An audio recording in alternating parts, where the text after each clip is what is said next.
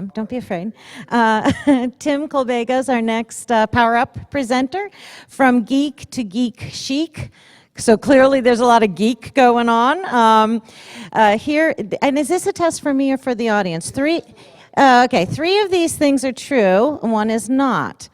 Tim has held a private audience with a sitting pope. Tim has appeared on an episode of Mythbusters as a consulted expert. Tim met his wife in a physics lab with the pickup line, "Hey, nice resistors." I'm kind of hoping that's the one that's not true. Tim encouraged his chief technology officer to determine who had the best hamburger in Cleveland, to image them in Connecticut, and write software that would analyze their content. And that is probably the geekiest thing I've heard. So, Tim, have some fun with that. Thanks a lot. All right, wonderful. Thank you so much.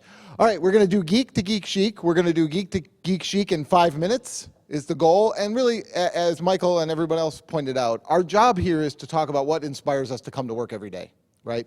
So we're going to start by doing the most rude thing you can do at the beginning of the presentation. You know, the folks at DIA do a wonderful job of leveraging social media to get the word out, to get people connected, and to start sharing ideas. So get your phones out, because we're going to have a quiz. We're going to have a quiz on whether you're geek or geek chic by tweeting with the hashtag DIA 2015 PowerUp. Okay, and we're going to mess up social media because you're going to be tweeting the weirdest words in the world, and everyone on DIA social media is going to say, what are these people doing in the Power Up session? And next year, it'll be packed. Okay, that's the plan. All right, so in case you were wondering, we had the Sitting Pope, Mythbusters, the hamburger, micro CT of a hamburger, and did I actually meet my wife saying nice resistors? Actually, that's true. I've never been on the episode of the Mythbusters. I'm still working on that, right? So as a geek, that's kind of nirvana. But I've had the opportunity to do the other three with some really interesting stories. So let's start about how do you go from geek to geek chic, and what's this all about? And I'm going to tell you a story about crayons. And that's where we got to start. Back in the old days, when I was the chief technology officer of a company, we wrote software, and our software was used in diagnostic radiology. And it was to take radiology departments filmless and paperless. And as a chief technology officer, every once in a while, I got to go on a sales call, which I hated, right? Because you have to interact with people. This is a problem if you're on the geek side of things, right?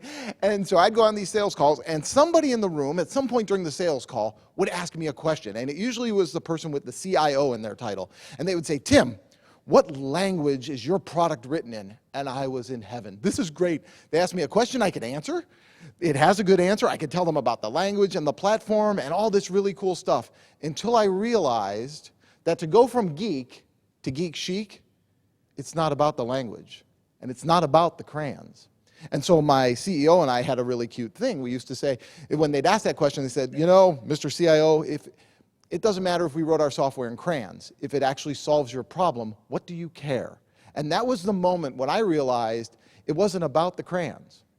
So we're going to share a little bit. So we're going to assess your geek chic factor, okay? So when you were growing up, and for those of you who are a little younger in the room, this may be your parents growing up, you now have to tweet the answers to these questions, okay? You ready? So we're going to start with a quiz. I think there's 4 things to the quiz, okay? So this isn't too hard. All right, when you were young, did you choose the IBM computer or did you choose the Apple computer? Well, we know how that ended up. But back in the 80s, which one did you choose?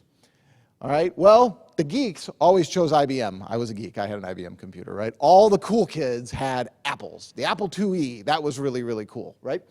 All right, Star Wars. Star Wars. Who is it? Now this is really weird, but when we practiced earlier, I will tell you, there seems to be a gender bias in this question. I'm just pointing that out, right? It was really funny. Like, hey, wait a minute. So maybe I got the wrong demographic here.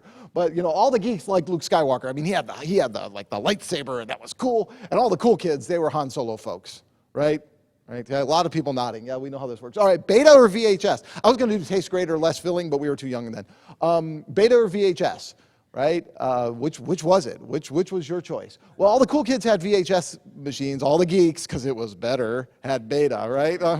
You know how that works. Okay, this is the last one. Rubik's Cube or Mr. Microphone? Who remembers Mr. Microphone? The guys in the car doing, hey, could be back to pick you up later, right? Yeah, right. I had the Rubik's Cube. Can still solve it in under 40 seconds, right? So this is really embarrassing, but it's true. So that was always the geek's choice, right?